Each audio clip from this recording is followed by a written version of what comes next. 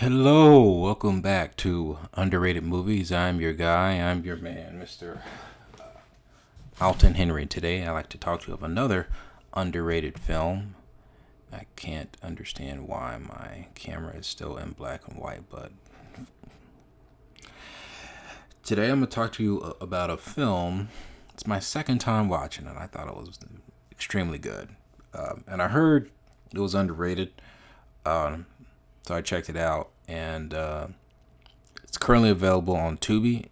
And this is the political action thriller In the Line of Fire, starring Rene Russo, John Malkovich, and Clint Eastwood. And it's a story of a ex-former CIA and operative and assassin and a political theorist just tries to, I need to be careful with this, take down the leader, and you have a Secret Service agent tracking him down and trying to find him and take him out. And this is a very unique thriller. And during that time, you have the rise of political action movies from the 90s, from the Kennedy to Bill Clinton. Kennedy wasn't president in the 90s. I'm sorry. But I think when politics kind of got more, I guess, popular in the 90s, so did the movies relating to political stuff. And I'm not going to go in detail into that politics crap, but this is a very political movie, but it's more along the lines of Clint Eastwood, who's used to be a guard for the president during the Kennedy back in the 1960s, during that time of the assassination. And you see him as a Secret Service agent with a partner who is kind of paranoid from his experience from the opening scenes of the movie. And they start to investigate a conspiracy theorist who has a plot to take out the leader.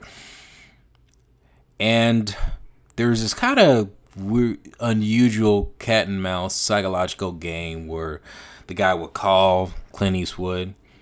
Clint Eastwood's character's name is Frank. And they would pretty much try to, mostly with John Malkovich's character, who's the villain, calls him, tries to dissect his mind and mentally break him down of his failed attempt to rescue the president back during his time during the JFK assassination. And then it's actually kind of interesting as the movie goes along, and you John Malkovich's character tries to psychologically break him down, and it's actually very interesting.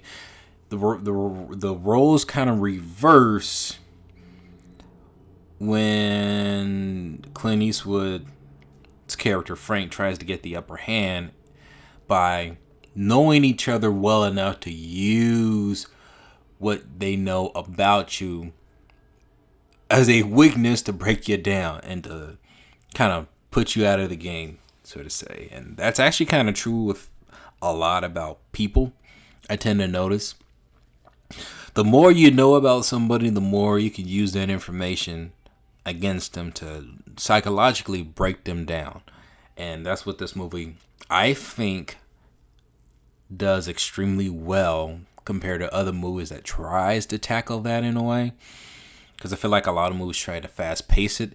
This is more on the psychological aspect between these two characters outsmarting one another. And that was really the goal point of this movie. There's also a subplot of charismatic Clint Eastwood tries to romance another agent, Rene Russo. And the two kind of hit it off, and it's actually kind of, I would say, some pointers of a charismatic man trying to talk a woman into being the lover, which is actually interesting. I feel like that's an old school thing we don't really see now anymore in film. And you have this masculine guy who doesn't care and has been through a lot, and you see he's seen it all, and it's actually kind of unique of his character kind of push that dynamic of trying to, it was an interesting. I think it was an interesting way of that story, and it doesn't feel like it deviates from the overall main course of the story. John Malkovich, great actor.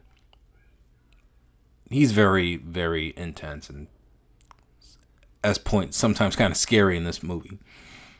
Really good actor in this. I mean, obviously, but I would have to say this is actually probably one of my favorite roles of his. A former assassin conspiracy theorist who's hell bent on taking down the leader and also trying to outsmart Frank. The action scenes in this are actually kind of light. They're mostly just chase sequences. And I think they try to keep it as realistic as possible. And to a degree, I kind of like that they did that. They didn't overshoot it with a bunch of shootouts, which there's really hardly any shootouts until like the very end, leading up to the finale. It's more of a chase kind of movie where, it's a chase film, one after another. One person after the other, psychologically and physically.